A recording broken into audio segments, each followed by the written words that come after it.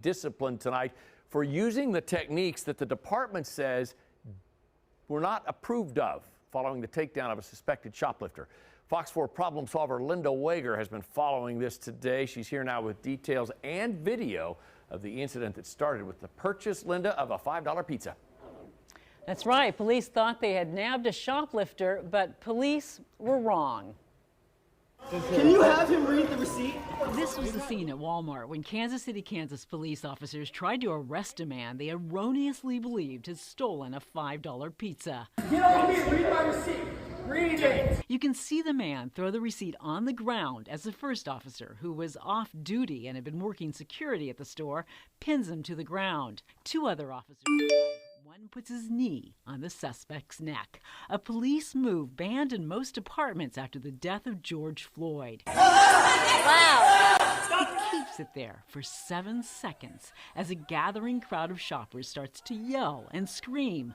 Jocelyn Hernandez was one of them. I was like, well, we have to do something, like it's not right. He has his receipt. In fact, she and her mom had been standing next to him in the self-checkout and saw him pay. There you go. It wasn't until after police took the suspect to a police car that an officer finally picked up the receipt and read it, realizing that the man had paid for the pizza.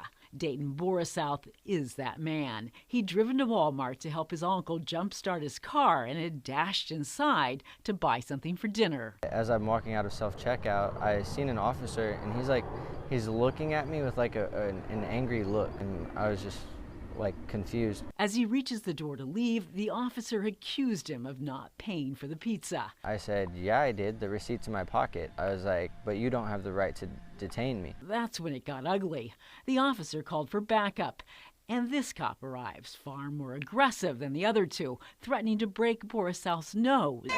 Break your nose. Do it now. And then placing his knee on Borisouth's neck. Yeah, that's why I screamed, because of how bad it hurt. I don't scream unless something like hurts incredibly. It was then that he began to worry he would never see his wife or children again. His pregnant wife, Viviana, wasn't there, but she's seen the video. Seeing the officer have his knee on his neck and hearing him scream in pain, because that's not something you want to hear. Like, hear your husband go through that and see that, and then also hearing him say that he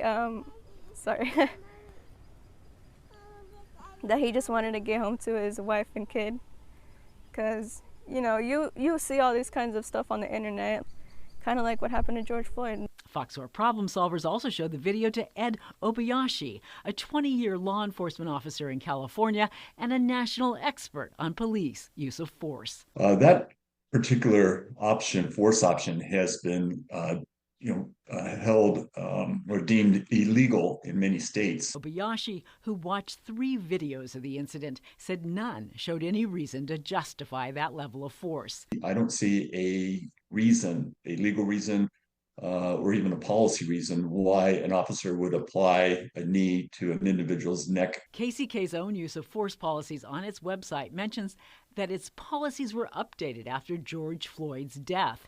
It bans chokeholds and strangleholds, and officers are supposed to exhaust all alternatives before using deadly force. As for Borisouth, police let him go that night, but still gave him a ticket for hindering an investigation. Police tell us that charge has now been dropped.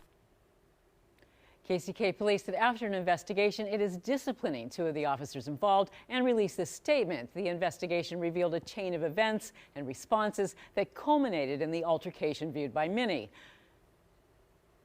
When the officer requested the receipt, the individual refused, became belligerent, and continued out the door despite the officer's verbal commands.